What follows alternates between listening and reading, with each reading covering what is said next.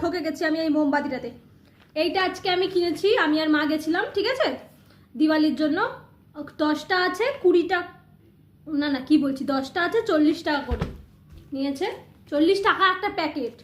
আর হচ্ছে কি, আর এটা 15টা আছে, এটা স্মার্ট বাজার থেকে নিয়েছি বলে একটু দাম নিয়েছে, একটু মোটাও আছে, 150 টাকা করে, ঠিক আছে। কিন্তু গন্ডগোলটা এখানে না, গন্ডগোলটা হচ্ছে এইখানে।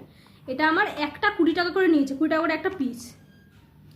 কিন্তু এটা স্মেল আসে মোমবাতিটা থেকে, এটাই আমি জন্য নিয়েছি যে গন্ধ ভালো আসবে। ও বাবা, জ্বালালাম, কোনো গন্ধ নেই তো।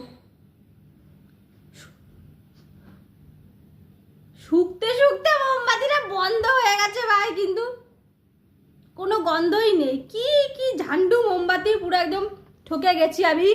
তোকে বলেছিলাম বাবু, নিশা নিশা নিশা, এই যে এইটা নে।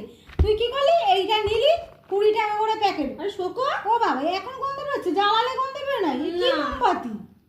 তো জ্বালাবো যখন তখন গন্ধ বেরোবে না, বন্ধ করলে নাকি গন্ধ বেরোবে?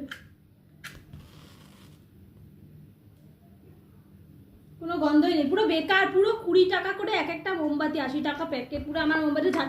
আর 20 টাকা অ্যাড করলে আমি এরকম একটা পেয়ে যেতাম 40 টাকা দিয়ে। কোয়া, তাহলে 20টা হয়ে যেত, অনেকগুলো হয়ে যেত। 20টা হয়ে যেত।